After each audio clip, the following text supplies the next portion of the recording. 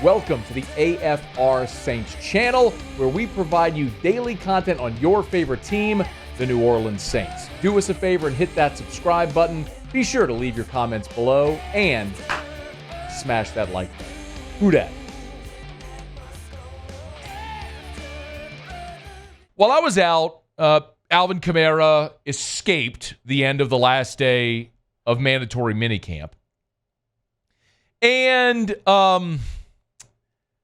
we know why now. Alvin Kamara wants a restructured contract. Take it away, Jeremy Fowler, who was on SportsCenter and gave this update on Kamara's situation. Conversation. We'll see. Not a lot of momentum there right now. Not a lot of optimism.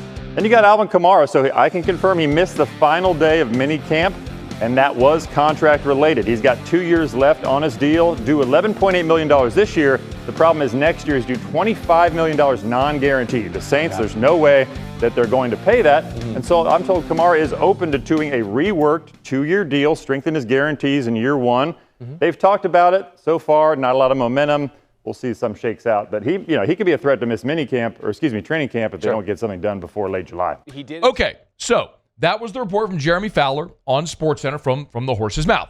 Kamara, his holdout, contract related, or leaving minicamp, contract related. He wants a restructured deal, and I get it. Wouldn't you? Fowler just laid it out for you. Alvin Kamara, when he signed his deal, it was a 5-year. $75 million contract. And it was a contract that Alvin Kamara earned. And I understand we can look back with the benefit of hindsight and look at the contracts that the New Orleans Saints gave to Alvin Kamara, to Michael Thomas, and go, you paid the wrong guys. You let Trey Hendrickson and Marcus Williams walk. And you know what? You're not wrong. They paid the wrong guys. But that's with the benefit of hindsight. At the time, Michael Thomas was awesome in the first year of his deal, won the Offensive Player of the Year award, set a record for receiving yards in a season. And then Kamara, obviously the first 4 years of his career, he was arguably the best, certainly most versatile back in the NFL. McCaffrey was good, but had some injury issues and was playing on a bad team in Carolina. So I had no problem paying Alvin Kamara when they did. It's just we can look back with the benefit of hindsight now and realize you paid the wrong guys. So you look at Alvin Kamara, and Jeremy Fowler said it, but I'll repeat it in case you missed it. Kamara's got 2 years left on his deal. He's owed $11.8 million cash in 2024, and his $25 million for 2025 is completely not guaranteed. Now, the Saints could cut or trade Alvin Kamara next year, and they'd count $10 million against the salary cap. And so they'd have a little bit of a dead hit there, but it's better than paying him $25 million for a declining player. And as much as I love Alvin Kamara, and I have talked about this at length over the years, he is the most electric running back ever to play for the New Orleans Saints. Deuce McAllister had a great career, was the franchise all-time leading rusher when he retired. Mark Ingram, you know how I feel about Mark Ingram. If he were a day 3 draft pick, I'd have a much different feeling. As a first-round draft pick, who you traded back up to get, longevity, but really didn't do anything for the first 4 years of his career. Reggie Bush was dynamic, was part of the Super Bowl team, but when you're the second overall pick, there's grander expectations. I get it. Alvin Kamara coming in as a third-round pick and becoming the franchise's all-time touchdown leader, a guy who had over 80 receptions each of his first 3 seasons in the league to go along with the dynamic running ability. Kamara has been magnificent. He's a New Orleans Saints Hall of Famer. He has been one of my most favorite players to watch. I have to lay this out there because two things can be true at the same time. The fact that you love Alvin Kamara, he's been an exceptional player during his time in New Orleans, was totally worthy of the contract you gave him at the time you gave him that contract. And it can also be true that you don't spend another dime extending Alvin Kamara, certainly at the rate that he wants. When we just look black and white at numbers, Alvin Kamara is approaching 30 years old, and we know running backs fall off a cliff when they hit 30 in the NFL. That is across the board, almost just like there's this magic pill. Like in Field of Dreams, when you walk across the rocks, you can never go back. That's what it's like in the NFL for running backs. You hit 30, boom. Now all of a sudden you go from being the stately young dude to being the old guy with a hat carrying an umbrella, slapping a girl in the back who's choking on a hot dog. Like, that's what happens when you're 30 years old. And with Alvin Kamara, I can look black and white at a guy that in the last 3 years we have seen Alvin Kamara decline. And he has not played a full season since his rookie year when he played in 16 games. Started only 3 that year, but from that 16, 15, 14, 15, 13, 15, 13. Missed 4 games last year. You have a guy that hasn't been able to stay healthy, has had injury issues, and we've seen the productivity drop. When you look at his yards per carry, he went from 5 yards per carry in the COVID year to 3.7 to 4.0 to 3.9. Alvin Kamara is a declining player. Yes, the offense stunk. Yes, it was not creative. Yes, when you got rid of Mark Ingram, he had to shoulder more of the load, and maybe that accelerated him reaching the end of his career. All of that can be true.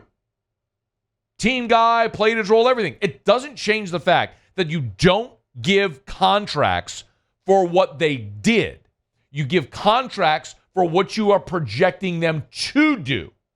And I can't look at Alvin Kamara and project him to be a top 5 or top 10 running back in the NFL moving forward, especially behind your crappy offensive line, where you've got 2 identified starters, and one of them is Cesar Ruiz. So I get, Alvin Kamara would love to rework his deal. Why? He would love to get guaranteed money for next year. Because beyond 2024, he's got nothing. If you're the New Orleans Saints, the prudent thing to do is say, you know what? We're going to let you play out this year. And after this season, you'll be in we'll let you go. You'll be a free agent. It's not guaranteed. But he's not going to be under contract for $25 million. But the tables turn next year. So if Kamara goes and has a great year, the Saints aren't going to pay him $25 million next year no matter what. So Kamara could say, all right, now I want a long-term extension. And the Saints have a decision to make. Do you pay him $25 million? Which you won't. Do you cut him and eat $10 million in dead money and let somebody else sign it? Could. Or do you rework a deal now to give him guarantees beyond age 30? No, you don't. You take the risk of saying, you know what? We drafted Kendre Miller a year ago. We've got Jamal Williams under contract. We're going to play out this season. And Alvin, if you're awesome, next year after the season, we'll look and see what we can do. Maybe the answer is you go play somewhere else for the remainder of your career. Or we work a deal then to extend you. If you're awesome. But what if Alvin Kamara continues on his current trajectory and he's a declining player? You can't justify paying him like one of the highest paid running backs in the NFL. And right now, if you look at the current running backs in the NFL, Alvin Kamara, his $75 million contract is the top dollar contract for a running back in the NFL. Josh Jacobs got a $48 million deal. Now, that was 4 years. Again, Kamara's was 5 years. If you want to go at a average annual value, Christian McCaffrey is getting $19 million a year, but they signed him to a 2-year, $38 million deal in San Francisco. 2 years. It's palatable. You want to pay him for 2 years, then you go as you will. But Kamara got a 5-year, $75 million contract that averaged out at $15 million a year, which was great at the time. And the Saints had to do their cap gymnastics, and so they restructured him, and so now you're nearing the end of that. But the Saints hold the cards. They don't have to extend Alvin Kamara.